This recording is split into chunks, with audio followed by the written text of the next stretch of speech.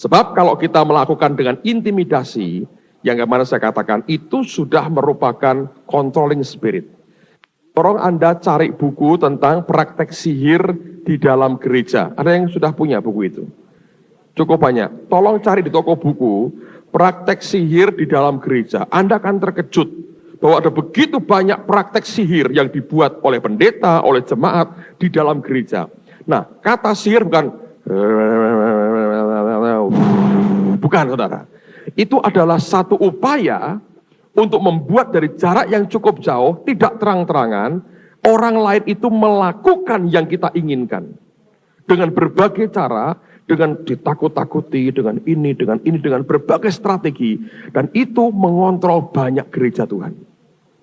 Dan itu sama sekali bukan keluar dari kasih. Nah, kalau Anda punya jemaat, semua Anda kontrol dengan praktek-praktek begitu.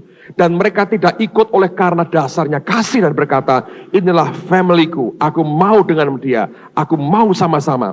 Itu gak ada gunanya. Saya beritahu kemarin, itu hanya menciptakan bom waktu sebetulnya. One day, boom, meledak saudara. Dan kalau sudah meledak, hancur semuanya. Jadi mari kita tumbuh, kita berkembang. Ininya biarkan tumbuh. Biarkan maju secepat mungkin, ya. Lalu di sini akan muncul dengan sendirinya. Saudara akan punya begitu banyak fasilitas, begitu banyak keterampilan, kecanggihan, kesanggupan, apapun juga akan muncul di sini. Ingat kemarin Paulus berkata, apa yang sudah aku berikan kepadamu, percayakanlah itu kepada orang yang dapat dipercayai itu di sini, yang juga cakap apa? Mengajar. Kapabilitas di sini. Kesetiaan di sini. Setia dulu, nanti kecakapan menyusul. Jangan dibalik. Jangan cari orang yang cakap, tapi tidak setia. Mesti setia dulu, baru kecakapan Anda pertimbangkan. Kalau Anda balik, Anda menciptakan masalah dalam persekutuan, dalam gereja, dan dalam banyak hal lain lagi. Sampai di sini, apakah ada pertanyaan? Jadi yang terima visi ini pertama kali sebetulnya Ibu Elizabeth yang pernah ngajar kita. Tapi saya juga diberi pernyataan Tuhan lewat seorang hamba Tuhan lain dari kota Kudus.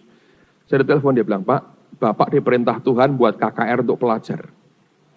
Saya bilang, baik, saya sembahyang. Nah, kemudian jalan begitu, kita masuk sekolah-sekolah. Dan akhirnya Bu Elizabeth ketika sembahyang, Tuhan berkata begini, jangan kerja sendiri. Ajak Petrus Agung ikut kan, di pura ngajak, baraknya mesti ikut. Tapi nggak usah takut-takut, saudara, jalan aja. Nanti kalau enggak, di tangan wanita lagi malah Edkol bisa kurang happy, saudara ya. Nah, lalu kemudian itu kita jalan. Dan tanpa kami menduga bahwa itu menjadi satu movement, rupanya pada waktu itu kegerakan yang luar biasa. Saya dari semula, saya berkata kepada Ibu Elizabeth begini, Bu, karena kami ini gereja, dan kalau Ibu minta kami terlibat, nanti secara alamiah, orang-orang itu sebagian akan bergabung dengan kami, secara alamiah. Bagaimanapun karena mereka kami layani, mereka ngerti ini, itu, saya yang khotbah juga sebagian, dan teman-teman kami banyak membantu, tenaga kaum muda begitu banyak dari kami, pemain musik dari kami, dan sebagainya. Sehingga secara alamiah pasti mereka akan sebagian akan bergabung dengan gereja. Jadi saya minta dari pertama clear dulu, keberatan tidak kalau sampai itu terjadi. Dia bilang tidak, karena kami yakin dari Tuhan. Dan kami minta siapapun akan begitu, minta gereja A, alamiahnya akan ke gereja A. Karena itu secara hubungan ya, maksudnya karena kebiasaan hubungan, akhirnya mereka ikut. Dan betul saudara, seperti yang sudah saya katakan, akhirnya secara alamiah mereka berbondong-bondong, walaupun tidak semuanya, masuk ke gereja. Yang di situ itu merupakan follow up gereja sebetulnya ya. Kami follow up dengan cara dimuridkan. Masukkan sel, mereka harus tumbuh, mereka terhisap dalam program gereja. Nah, sebetulnya kami tidak berhenti. Seperti yang kita buat ya, pada hari ini, besok dan lusa, 3 hari ini kita KKR dengan Konghi misalnya. Kami ini punya 3.500 nama dan alamat dari daftar orang-orang yang memberikan dirinya maju ke depan terima Tuhan selama sekian bulan KKR itu, 3.500. Setelah disortir, itu ada sekitar 500 yang tidak bergereja, belum bergereja mana-mana. Dan sekitar 1.500 tambahan yang dari gereja-gereja yang nominal.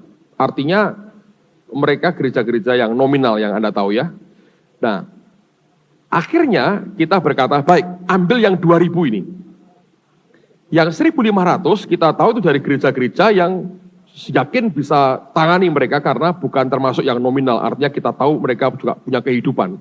Jadi kita singkirkan, tidak kita ambil. Yang 2.000 ini kita surati, saudara.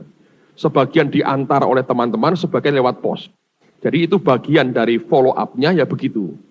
Nah, sekarang ini sudah bukan lagi Putri Sion. Kita kerja dasarnya karena gereja lokal ini kerja. Sehingga follow up-nya adalah hisapkan dalam gereja, buat mereka bertumbuh dalam pemuritan, dan mereka mengalami multiplikasi dari mereka sendiri. Ya, jadi sekarang praktis sudah berhenti KKR dengan Putri Sion, mereka sudah memulai dengan sesuatu yang luar biasa. Anda kalau bergaul dengan Bu Elizabeth, ini nggak masuk akal kok. Anda sampai nggak percaya kalau itu buta, saudara. Terakhir minggu lalu dia ulang tahun. Dari saya dan istri, Pak Ardian dan istri, kan kami dekat ya, diundang sama dia. Jadi kami berenam makan di restoran. Terus dia cerita, aku beli tanah di Semarang Barat, gini-gini, di Bareh Bukit. Bisa kelihatan loh, airport. Bisa kelihatan Semarang. Kalau pesawat landing dan take off kelihatan sekali. Jelas. Yang cerita dia bukan suaminya. Ini buta apa enggak sih? Anak saya laki bilang, Pak, ini buta beneran Pak, katanya. Terus kan Pak Ardian punya baby ya. Anak keduanya kan dia juga laki. Juga itu. Jadi yang anak lakinya Pak Ardian yang gede kan Timothy itu. Memang kalau sama adiknya tuh sampai gitu sudah gemes, seneng gitu ya. Terus dia ngomong sama saya, ya nih Pak Agung nih, Timothy ini kalau sama adiknya, aduh tak lihat tuh, aduh aku sampai nggak tega tak lihat itu. Dia bukan aku dengar, enggak, aku lihat, nggak tega, bayangin. Terus kalau ketemu orang, dia bilang, loh tak lihat kok wajahmu gelap, ada apa? Ya tak pikir ya semua gelap dilihat dia kan, tapi nggak semua. Orang lagi susah gitu saudara. Itu Bu Elizabeth tuh. Makanya saya minta dia ngajar, walaupun nggak terlalu banyak dalam waktu yang diberikan, supaya Anda itu punya sesuatu yang lain. Tuhan itu alatnya canggih-canggih kok saudara. Dari yang begitu sampai muiyat, sampai apa tuh, wah luar biasa. Ya, nah itu yang kami. Sekarang ini kami follow up-nya dengan cara begitu karena sudah secara gradual juga di take over oleh gereja. Jadi sekarang gereja yang tangani mereka. Dan kami tetap ingin mengobarkan supaya kegerakan di antara pelajar ini jalan terus. Dan banyak jiwa yang dibawa ke Tuhan. Ya. Dan Anda menyaksikan sebetulnya apa yang terjadi karena dari awalnya saudara sudah di sini. Dan saya harap itu merupakan benefit ya, keuntungan besar buat kelak kalau Tuhan bergerak sesuatu Anda bisa ngerti apa yang terjadi. Saya pernah cerita ya, saya waktu di Amerika September lalu ditanya sama orang, Pak apa bedanya Yesus dengan suhu guru Shaolin? Saya bilang Shaolin gundul, Yesus gondrong, saya berkata gitu. Nah, habis pertanyaannya begitu saudara saya. Dia kan orang kurang ajar ya. Dia bilang enggak Pak, saya serius. Ya saya juga serius, saya bilang begitu. Nah, dia bilang begini, beda Pak. Dia bilang, saya dulu pernah belajar ilmu kayak itu kungfu segala macam.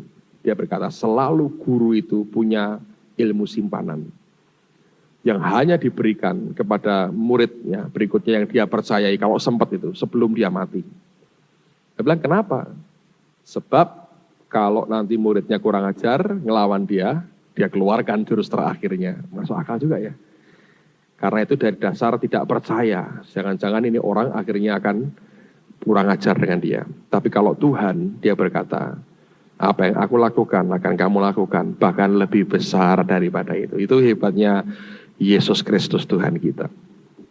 Bukan soal rambut dan soal gundulnya saudara, tapi hatinya berbeda. Nah jadi gini ya, misalnya soal paksakan kehendak. kepadaku ya. Saya cerita begini. Itu pun hasil fellowship dengan Tuhan sebetulnya. Nanti Anda akan dibawa tumbuh di mana saudara akan ngalami itu. Saya ya nggak ngerti saudara, tapi Pak Yusak tuh ngomong yang sama dengan saya. Dia bilang, waduh, aku lihat kamu nih sejak kamu berani doa begitu, cepat sekali. Itu beberapa orang rupanya ngomong ke Pak Yusak. Dan dia juga ngelihat, jadi dia bilang, wah hebat ya. Dengan doa begitu tiba-tiba cepatnya luar biasa. Saya bilang iya. Nah, dari mana sebetulnya kok bisa begitu? Itu bukan karena ada kunci-kunci lain sih, tapi intinya sebetulnya pusat sarafnya tetap fellowship dengan Tuhan. Nanti akan berkembang, dia akan pimpin kita dalam berbagai areal yang dia tahu akan sangat membantu kita. Nah, saya waktu itu sebetulnya saya nggak diundang ke Amerika untuk khotbah loh saudara. Saya hanya punya tiket gratis ke Amerika. Itu aja dasarnya. Saya punya free tiket ke Amerika. Nah, pada waktu itu saya bilang, saya mau pergi Amerika jalan-jalan. Saya bilang, karena saya dapat tiket, karena saya ikutkan mileage program. Jadi kalau terbang sekian kali, 2-3 kali ke Amerika, dapat free sekali. Itu pulang pergi. Gitu. Nah, pada waktu itu saya ketemu Pak Adi, dan dia bilang, saya mau ngundang Pak Yusak nih sama istrinya untuk retreat di gereja kami tahun ini. Saya bilang, terus dia ngomong sama saya, karena tahun sebelumnya saya nggak jadi datang, dia bilang gini, kamu utang loh dengan kami, kapan dong datangnya? Saya bilang, anytime, saya punya tiket gratis, saya mau waktu-waktu pergi bisa. Yaudah, samain aja gimana? Boleh. Lalu saya bilang, saya punya tiket gratis kok, saya nggak perlu dibayarin, saya bisa pergi sendiri anytime. Hari yang berikutnya, kami dapat kabar bahwa istrinya Pak Yusak nggak mau ikut. Lalu Pak Adi bilang, waduh, kita sudah sediakan 2 tiket sebetulnya ini. Terus saya bilang gini, yang tiketnya Pak Yusak, kasihkan istri saya aja Pak Adi. Jadi saya ini paling pintar nyarikan peluang buat istri saya. Lalu dia bilang, oh boleh.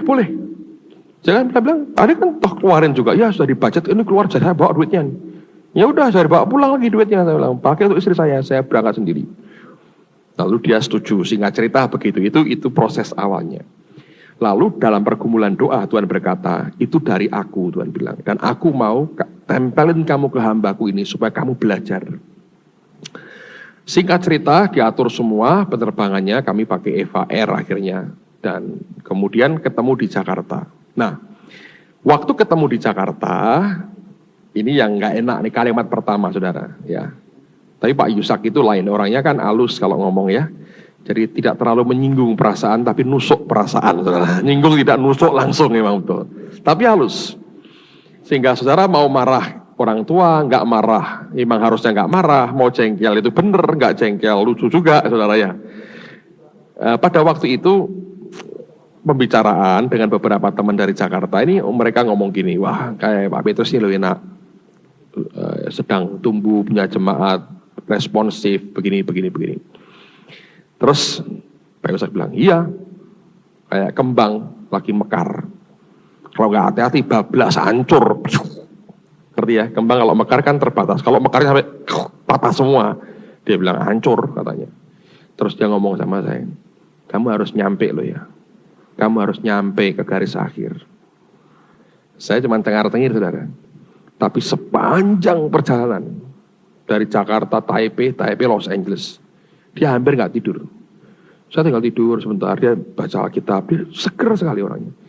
Dan setiap kali ngobrol, dia tanya-tanya banyak, itu kan hampir 20 jam lebih. Saudara. Dia hanya ngomong satu, kamu harus nyampe loh, kamu harus nyampe, kalau nggak bahaya. Selama 20 jam terus nyampe loh, harus nyampe.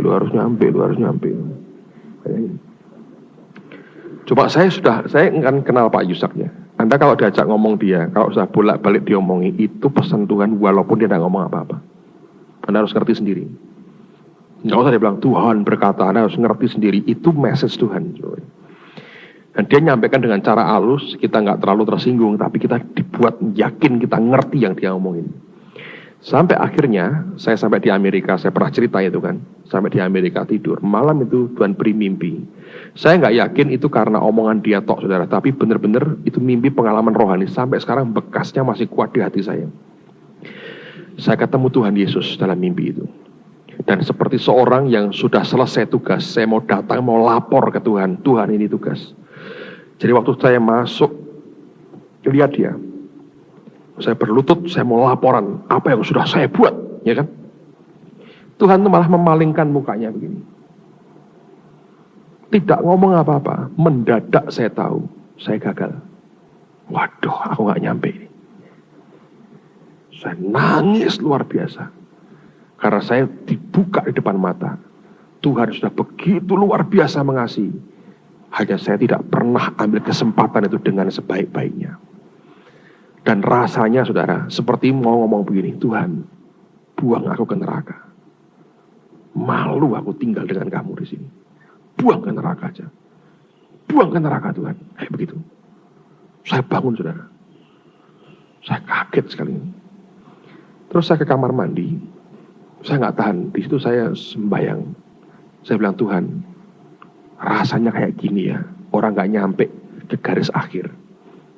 Mengecewakan Tuhan luar biasa. Padahal ditunjukkan kasihnya saudara. Saya belum pernah ketemu seperti itu. Sempurna, sempurna. Dari segi apapun kau tidak pernah bisa blame, salahkan itu. Sempurna sekali. Tapi saya bilang, aku ini keterlaluan. Diberi kesempatan kayak begitu rupa seenaknya. Hidup kayak begini. Saya bilang, buang ke neraka aja aku Tuhan. Gak bisa aku tinggal dengan kamu. Malu sekali. Tapi sejak itu terus saya ingat omongannya Pak Yusak. Kamu mesti nyampe dong. Lalu saya ingat apa yang dia ajarkan. Gak bisa kalau gak dipaksa Tuhan. Jadi saya di WC itu berlutut saudara. Saya bilang, Tuhan, baik Tuhan. Paksakan kehendak-Mu kepada hamba-Mu ini. Paksa aku.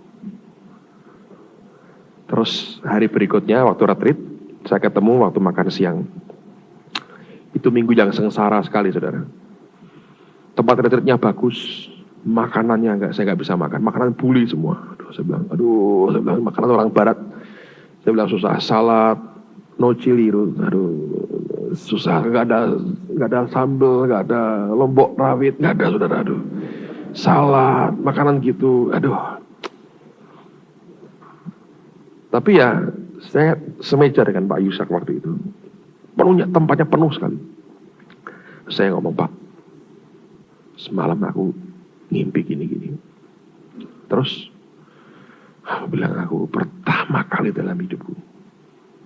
Aku minta dipaksa Tuhan. Nangis dia saudara. Matanya keluar. Terus dia ngomong banyak hal. Nah, itu it help saudara. Itu nolong. Karena sejak itu kan dia intervensi banyak. Ya. Saya jujur ya saudara ya. Ternyata tidak sengeri-ngeri yang Anda pikir. Dia hanya butuh kerelaan kita. Tapi sebetulnya tidak sengeri yang Anda pikir. Tetap kasihnya itu luar biasa. Jangan dipikir terus dihajar. Enggak. Saya pribadi ya. Itu karena ketika Anda nyerah, Anda diberi kasih karunia Tuhan yang lebih. Ya. Seperti dokter, kalau mau mengoperasi, Anda akan dibius dulu. Nggak akan dibuka, sadar dan hidup-hidup, saudara. Nah, jangan pikir Tuhan itu begitu. Ya, ketika Anda mau operasi kan tanda tangan toh. Pokoknya segala resiko kami tanggung, tidak akan nuntut macam-macam kan, tanda tangan. Itu surat diberi, Anda tidak akan dibantai seperti ayam, dibius, diperlakukan dengan baik. Tapi tetap dia butuh penyerahan dari kita. Itu nolong, memang betul. Tapi sebetulnya itu merupakan proses dari pertumbuhan dalam persekutuan dengan Tuhan. Sehingga dengan itu akan kelihatan sekali. Dan memang saya lihat dalam kurun waktu sejak itu ya, dari Oktober itu betul ya, sampai sekarang ini, hampir setahun ini. Saya lihat banyak hal yang luar biasa, breakthrough besar Tuhan beri, saudara. Waktu itu malam tanggal 31 Desember dan saya ngalami serangan lagi. Teman-teman yang ikut dari Semarang ngerti kalau saya terjemahkan Raymond di Cirebon, mereka tahu ini ada yang aneh nih. Karena sebelumnya kan menjelang Natal itu serangan roh mautnya luar biasa. Terus di Cirebon gitu, doakan saya malam itu. Nah saya tidur awal, kira-kira jam setengah 11 saya sudah tidur, saudara. 31 Desember 98. Malamnya mimpi saya, saudara. Mimpi saya akhirnya cerita dengan Thomas dan Ripka. Mungkin kapan ya, beberapa hari setelah itu ya. Saya mimpi, saya ngelihat itu lucu. Saya lihat diri saya itu naik jeep tentara yang terbuka atapnya itu, ya, jeep komando tentara itu. Pakai pakaian militer saya ini. Cuma seragamnya bukan seragam TNI, saudara, lain, tapi ini tahu nih pakaian militer gitu. Sebelah saya ada sopirnya, nyopir, pakai pakaian militer yang sama. Terus saya itu dibawa masuk ke satu tangsi militer, tahu ya, apa itu? Camp ya, seperti camp. Asrama, bukan asrama. Itu apa itu, tempat barak ya. Nah, kalau barak permanen, ini bukan, ini tempat kalau camp ya, tentara mau perang itu kan dia bangun camp base itu ya. Itu kayak seperti itu, jadi gede sekali. Tapi di luar itu ada penjagaan, ada portalnya. Nah, waktu itu portalnya itu dibuka, saudara. Dibuka, di sebelah kanan saya itu ada posnya. Itu ada 3 atau 4 orang tentara jaga, ngasih hormat. Nah, waktu mereka ngasih hormat, saya kan noleh ke mereka. Ini dalam mimpi begitu real, saya noleh mereka. Saya kaget. Ada bintangnya 2 di sini, saudara. Saya kaget. Terus saya bangun. Ini apa? Gitu. Nah, terus pada waktu itu saya beberapa hari setelah itu kan waktu Rebu terakhir Cirebon tanggal berapa itu ya? Tanggal 6 ya, 6 Januari ya. Itu kan puncak dari celebration teman-teman di Cirebon. Saya datang ke sana, itu yang ikut doa saya, Bu Nani, Pak Yusak, Ripka ikut ya, karena main musik. Terus apa lagi ya? Si Syoktin ya, siapa itu, sama Ina, sama saya lupa. Pokoknya ada orang 6 atau 7 orang. Jadi waktu itu nubuatnya itu Bu Nani bilang, buka mulutmu. Loh, saya bingung, suruh buka mulut, nyebut nama saya suruh buka mulut. Kalau buka hati, ya saya berasa tak siap-siapin hati saya. Kalau buka mulut tuh gimana? Saya diam aja tuh. Ya ragu-ragu, bingung.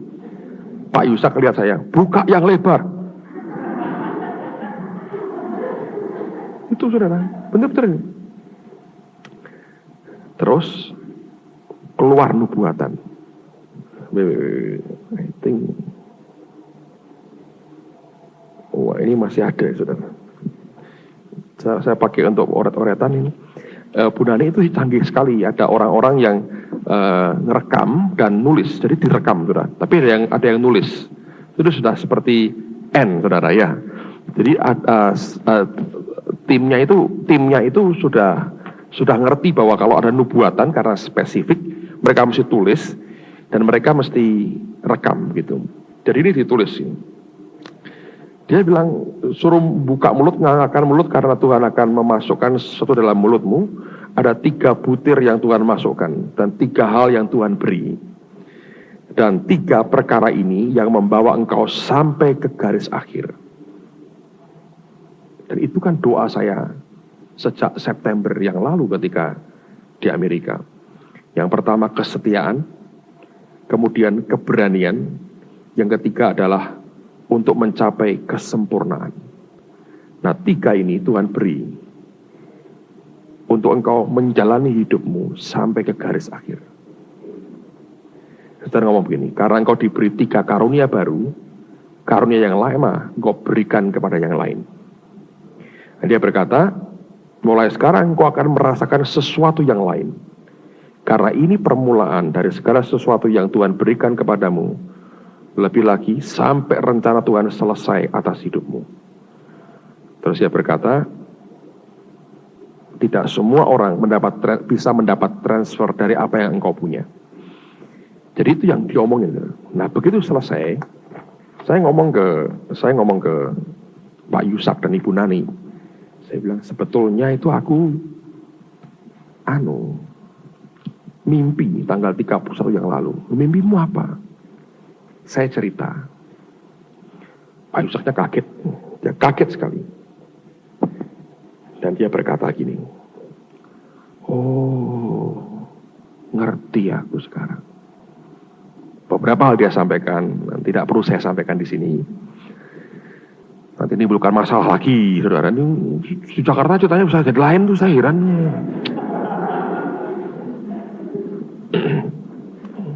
Pokoknya dosamu lah kalau Anda putar balikkan cerita mau ini. Tapi dia cerita, waktu dia habis dari pengasingan waktu itu ya, pertama kali dan mau jadi hamba Tuhan. Tuhan kasih dia pakaian. Dia bilang, kamu tahu gak? Itu pakaian jenderal. Bintangnya berapa? 2, dia bilang. Dan aku tawar-tawarkan ke orang, siapa mau? Gak ada yang pas.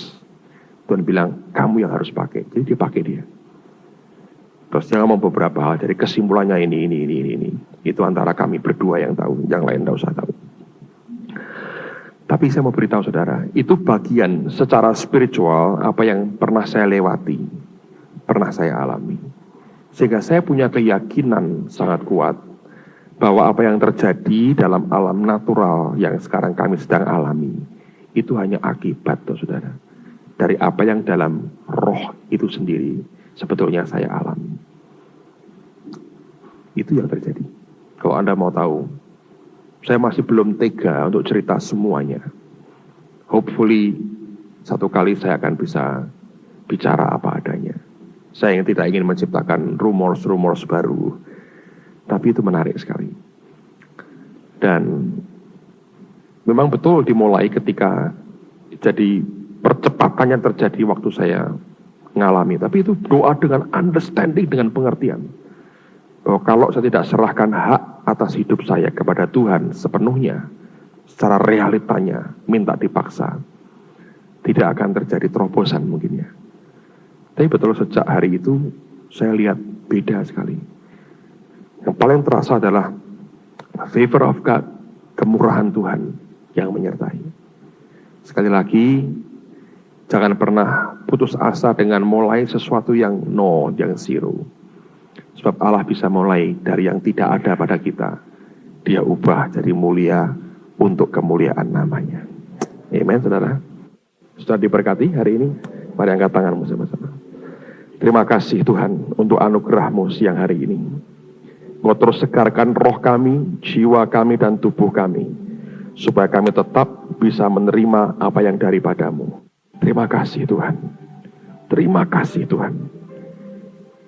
Berkati akan semua kami. Dan beri kami hati yang rela menerima kebenaran daripada-Mu.